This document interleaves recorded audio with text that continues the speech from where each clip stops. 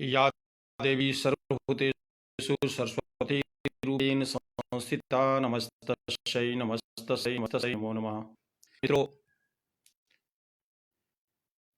बड़ा हर्ष, पावन और पवित्र का दिन है कि आज बसंत पंचमी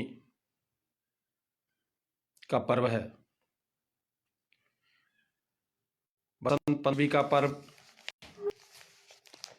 समाज के लिए, राष्ट्र के लिए, संसार के लिए, बुद्धिजीवियों के लिए, प्रबुद्ध वर्गों के लिए एक संदेश लेकर आती हैं कि उत्साहपूर्वक, पवित्र मन से, प्रेम पूर्वक माँ सरस्वती की वंदना करें और माँ सरस्वती अति प्रफुल्लित होकर के हम सबको ज्ञान देती हैं। मित्रों, आज इस पावन पर्व पर आप सभी माँ सरस्वती के चरणों में आस्था रखने वाले सभी भक्त, प्रबुद्ध व्यक्तियों, चाहे वो इस देश में रहते हों या विदेश में, इस धरती पर कहीं भी रहते हो, उन सबको इस मंगल बेला पर ढेर सारी शुभकामनाएं आपको हम दे रहे हैं। मित्रों, सरस्वती पूजा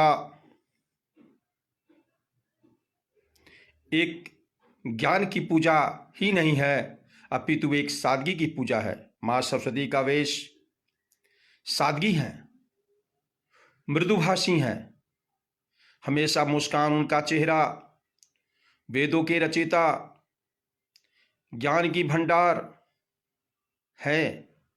हम उनके चरणों में प्रतिदिन गाते हैं। खासकर छात्र छात्राएं उनकी आज के दिन में बढ़ चढ़ करके उनकी पूजा आराधना पवित्रता से करते हैं। यह पूजा सिर्फ यही याद नहीं दिलाता कि माँ सरस्वती की पूजा है, इनसे हमें यह भी प्रेरणा मिलती है राष्ट्रभक्ति, समरसता का भाव, एक दूसरे से प्रेम, जहाँ रहते हैं उसकी पवित्रता, दोस्तों के साथ सौहार्द प्रेम, राष्ट्र के प्रति आस्था, दृढ़ शक्ति, विश्वास, राष्ट्र के हित में सोचना, हर तरह से कुशल कामनाओं सोचना, यह हमारी पूजा हमें ज्ञान देती है। माँ सरस्वती की वंदना से हमें न ज्ञान वर्जन होता है, अपितु मस्तिष्क हमारा ज्ञान से भर जाता है और उस परिस्थिति में हमारे पास इस भौतिकवादी युग में अगर कोई शत्रु होता है तो भी हमारे शत्रु योग नहीं होता है, क्योंकि यह भंडार ज्ञान का है और ज्ञान जिसके पास है उसका कोई शत्रु नहीं हो सकता। मित्रों,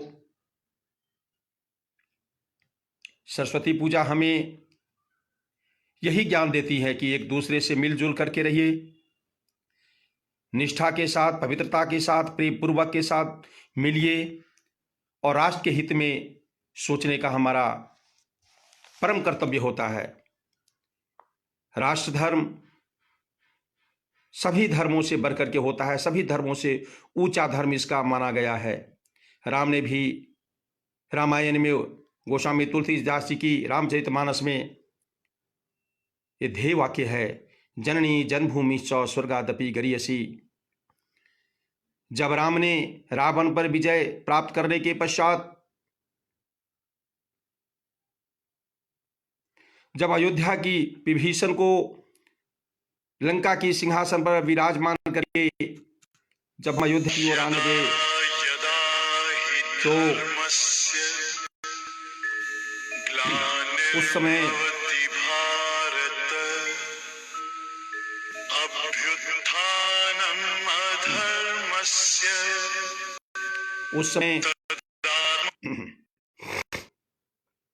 लक्ष्मण ने कहा, हे भ्राता राम,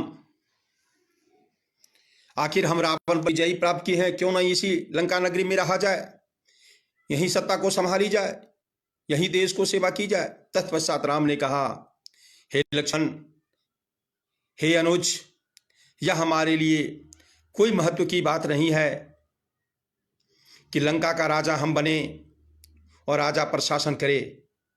हम जिस अयोध्या नगरी में रहे हैं वह मिट्टी हमारे लिए स्वर्ग से बढ़कर के है। उस मिट्टी से हमें खुशबू आती है। उस मिट्टी के बगैर आखिर हम कहाँ रह सकते हैं। हमें नींद नहीं आएगी, चैन नहीं आएगा, हम शांति से कहीं रह नहीं सकते हैं अयोध्या के बगैर, क्योंकि अयोध्या में हमारा जन्म हुआ है।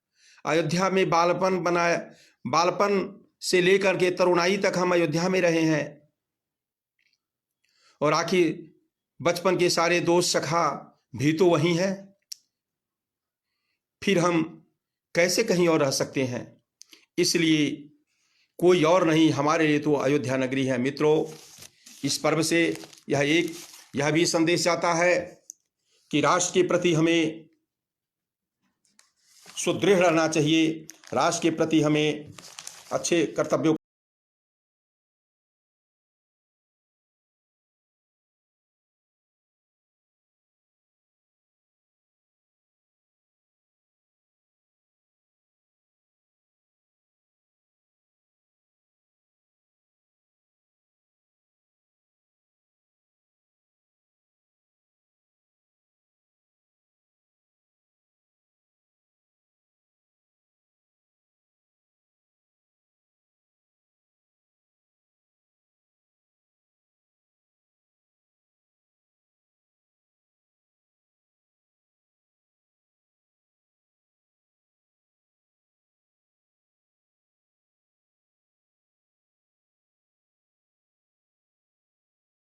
आत्मविश्वास एवं नेक इरादों से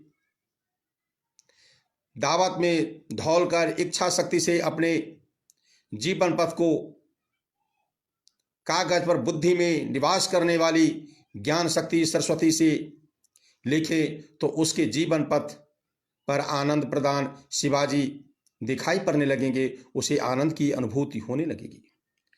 शिव की उपासना से यह हमें प्रेरणा मिलती है कि भिन्न प्रकृति और अभिरुचि के लोगों को एक साथ करना ही सार्थक जीवन पद्धति है। शिव जी के सिर में जल रूप में गंगा और ऊर्जा के रूप में चंद्रमा, गले में सर्प और पुत्र कार्तिकेय का वाहन मोर, माँ पार्वती का वाहन शेर और खुद उनका वाहन नंद बैल है। लेकिन वह सब आपस में मिलजुल करके रहते हैं, किसी से किसी की वैर नहीं है। यह एक हमें समाज में समरसता की भावना सिखलाता है। नहीं तो शिव जी की जो वाहन है, माता पार्वती की जो वाहन शेर है, गणेश जी के जो वाहन मूसा है, वो सबको शेर निकल सकता है, किंतु ऐसा नहीं होता है। इससे हमें यही जाता है कि ऊंच नीच, अमीर गरीब, बुद्धि, पढ़े लिखे अनपढ़ लोग सभी एक समाज में एक बगीचे में रहते हैं फूलों की भांति। कोई फूल ज़्यादा खुशबू देता है, कोई फूल कम खुशबू देता है, कोई बड़े फूल होते हैं, कोई लाल होते हैं, कोई पीले होते हैं, कोई हरे रंग के होते हैं, किंतु सभी का नाम पुष्प होता है, तभी उसका नाम बगिया होता है। बगिया में अगर एक प्रकार के पुष्प को रखा जाए तो वह बगीचा नहीं कहलाएगा, वह एकीकरण हो जाएगा। अर्थात भारत अनेकता में एकता का संदेश देता है। हम भारतीय के संतान हैं और भारत के लिए हमेशा जीने मरने पर लगे रहते हैं। भौतिकवादी जीवन में अपना काम करने के बावजूद भी राष्ट्र हित में सोचना हमारा परम कर्तव्य हो जाता है। मित्रों, आज देश की स्थिति जो विकट है वो हम सबके सामने में है। क्या हम सोच नहीं सकते कि देश हमारा कहाँ जा रहा है? हम देश के विषय में हमारे क्या सोचने की आवश्यकता है? जरूर हर एक व्यक्ति अगर सोचेगा तो देश कुशल हो सकता है, राष्ट्र सबल हो सकता है। मित्रों, जब रावण से युद्ध करना पड़ा था श्री राम को, तो गिलहरी ने उस समुद्र से तो समुद्र को बनाने के समय गिलहरी ने समुद्र में अपने शरीर को लोट पोट करके बालू पर आकर के और फिर उस पुल के पास झाड़ती थी रेत से। यानी इससे यह संदेश जाता है कि हम में जो भी शक्ति है वो हम राष्ट्र शक्ति में लगा दें। राष्ट्र सबल है तो हम सबल हैं, राष्ट्र से बढ़ करके कोई नहीं है। आज राष्ट्र की स्थिति इस विकट परिस्थिति पर आ गया है कि हम सोचने में गंभीर हो रहे हैं। आखिर हमारे राष्ट्र की जनता को, कुछ राजनीतिज्ञों को हो क्या गया है, वो गलत सोचने पर लगे हैं। हर विश्वविद्यालय में विभिन्न प्रकार की धारणाएं चल रही हैं। कन्हैया जैसा गद्दार, सरलजीत जैसा देशद्रोही, ये सब विश्वविद्यालय से निकल रहे हैं।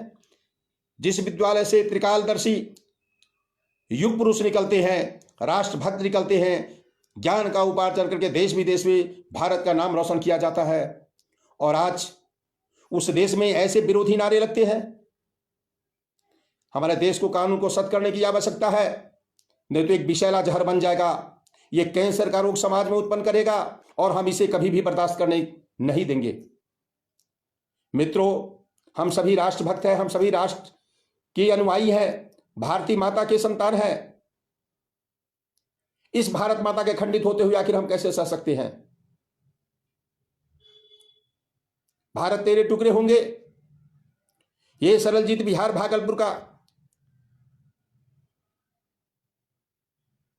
असम के बारे में कह रहा है कि हम देश को खंडित विखंडित कर देंगे। उसकी क्या औकात है? अगर सरकार और कानून एक हो जाए तो वैसे सोचने वालों को सर कत्ल कर दिया जाएगा और ऐसे जगह दफना दिया जाएगा जिससे वहां कब्र का भी उसको पता नहीं चल पाएगा। मित्रों, हमें सख्त कानून की आवश्यकता है। अब नहीं सहा जाता है ऐसे कष्ट, ऐसे पीड़े जो देश की बुनियादी पर आन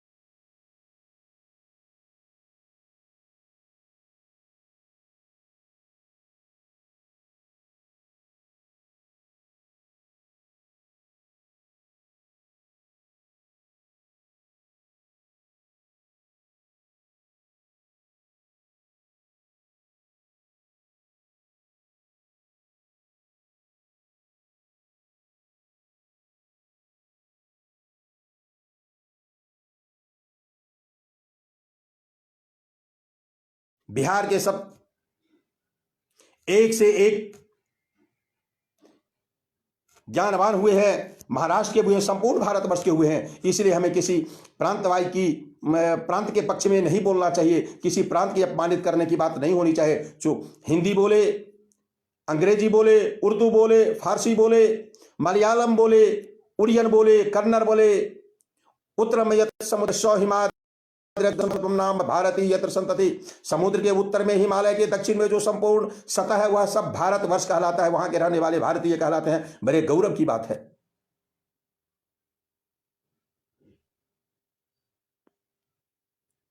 और आज कैसा रोग हो गया है कभी इस बात को भूलते जाते हैं कि हमारे वंशज कौन थे। अरे हम वहां के वंशज है जहां भूत भविष्य वर्तमान तीनों ने जाना है। 20 गुरु थे, तब से हमने शिक्षा पाने आए थे।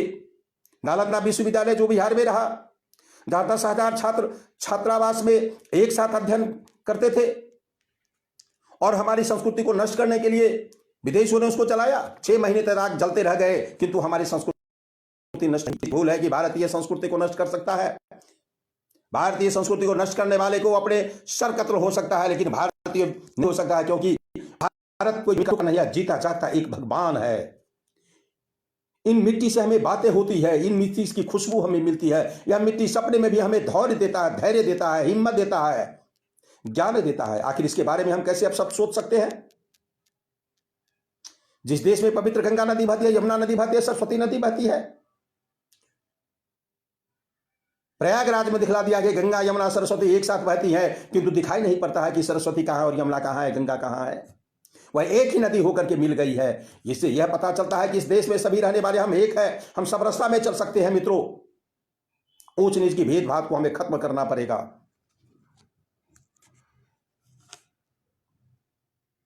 आज देश की जो परिस्थिति है, उस परिस्थिति पर हमें बहुत गौर करने की जरूरत है। जीवन रोटी हर व्यक्ति कमा खाता है, कि राष्ट्र के बारे में भी सोचना हमारा प्रथम कर्तव्य होता है, क्योंकि हमारे बाद हमारी पीढ़ी भी तो है। अगर हम सुरक्षित है तो सभी सुरक्षित हो सकते हैं। हम जहां पर रह रहे हैं वहां पर भी हमें निगरानी करने की जरूरत है कि आगे पीछे कौन रह रहा है। कोई आतंकवादी तो नहीं रह रहा है, किसी प्रकार के आपराधिक किस्म के व्यक्ति तो नहीं रहा, कोई असामाजिक तत्व के व्यक्ति तो नहीं रह रहा है, कोई भारत खंडित करने की सोच तो नहीं रहा है। ये सब पर निगरानी करना हमारा कर्तव्य होता है। मित्रों, जीवन जीने के साथ साथ, अपनी जीविका के साथ साथ हमें राष्ट्र पर भी, समाज पर भी हर तरह की नजर रखना हमारा परम कर्तव्य होता है। मित्रों, ये वक्तव्य मैं इसलिए दे रहा हूं कि ये सभी लोगों को सोचने की जरूरत है। सभी लोग इस पर जाने समझे, और ऐसा करने पर अपने आप को यह करे कि राष्ट्र के लिए जो सोचते हैं, यह हमारा परम कर्तव्य होता है। जिस तरह माता पिता की सेवा करते हैं, राष्ट्र की भी पूजा एक सबसे बड़ी पूजा होती है। इस देश में न जाने कितने नौजवान बलिदान हो गए। राजगुरु सुखदेव, खुद्दीराम बोस, चंद्रशेखर आजाद, जिन्होंने अपनी एक गोली से अपने आप को भारत माता के चरणों में शरीर को आहुति दे दी। खुद्दीराम बोस 17 वर्ष की अवस्था में बंगाल का रहने वाला, क्या जरूरत हुआ कि बिहार के मुजफ्फरपुर में कार्यकाल पर झूल गए। आखिर उनको क्या लगा था। यह प्रेम था, भारत की एक स्नेह था, यह आत्मीयता है, अनेकता में एकता है। इसके बारे में कोई गलत सोचने वाले को हम नहीं रहने देंगे। मित्रों, अंग्रेज भी हुकूमत हम पर तब किया था जब हमारे ही घर के कोई बैरी बन गए थे। नहीं तो अंग्रेज की क्या ताकत, विश्व की तमाम शक्तियां भी मिल जाए तो भारत को अलग नहीं कर सकता है, भारत को खंडित नहीं कर सकता है, सोच नहीं सकता हो, सपने में भी नहीं देख सकता है। फिर भी ऐसा हुआ, ऐसा